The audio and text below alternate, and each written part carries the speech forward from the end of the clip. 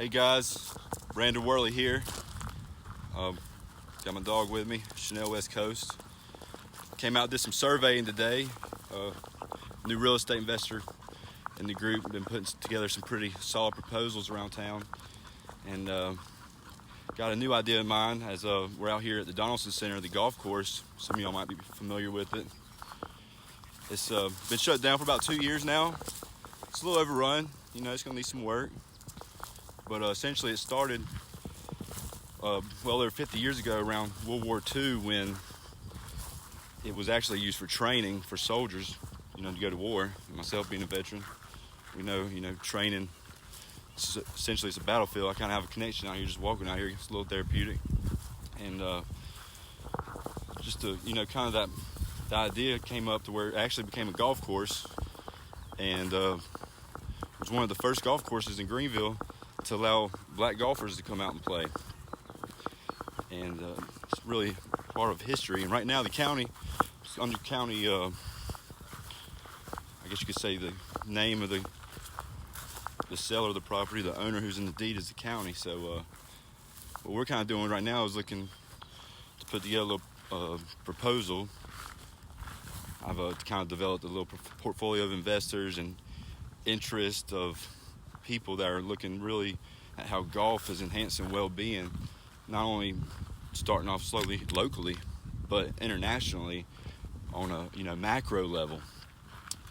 So I got some friends over here I want to introduce you guys to. They came out here and wanted to enjoy this nice scenery, kind of share my vision of how all have the ability when given the opportunity, and there's just a lot of potential out here that I think we could do. A little bit of maybe golf therapeutic research, some inclusion, accessibility. And here's my friend Jeremy Robinson. How you doing, Jeremy? I'm doing fine. How are you? How are y'all doing today? Yeah, it's the crowd. We got Mr. John Robinson over here. Coach John Robinson. How are y'all doing? Coach Jay. Just remember that he's a trained adaptive golf coach. And tell us a little bit about that, John. How long have you been playing golf, and how's it helped you? Since December, and it's helped me get my strength back up in my arm. And I'm using one hand club. I guess it's a little bit longer, but I use a shorter club. But yeah, it's been helping me real well. And Jeremy, I see you got a little club out here. This is one of the wooden clubs, so it looks like it's well over due in technology. And wow, so you still beginning and getting new. Looks like we need to get you a new set, but just from a history standpoint, how does that this being a golf course that was one of the first in Greenville to allow black golfers to come play, how does that kind of sit with you if we were able to get this reopened and allow all populations to come out here?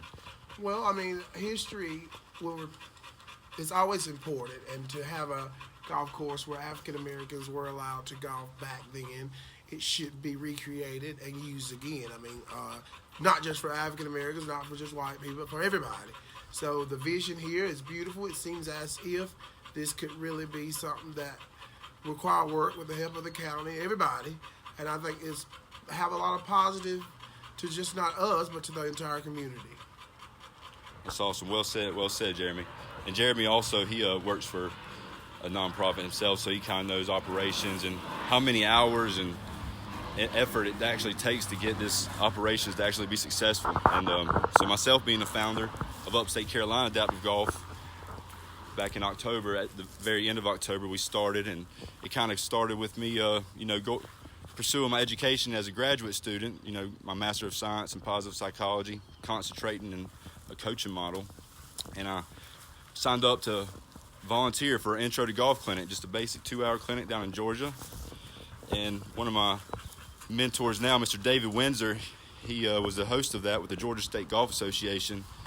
And I got to witness kind of a aha moment in my life where one of my first participants, she was 8 years old, completely visually impaired, never touched the club, and just kind of gaining her trust, talking to her, putting her in all the right positions. After about 25 minutes, the first swing in her life, that ball went straight down the middle of the fairway and in the air, and I about fall over because as I turn around and I see her mom with a joy and smile, and I look up, and the Holy Spirit kind of just looked down on me and said, "Brandon, you need to take this back to Greenville."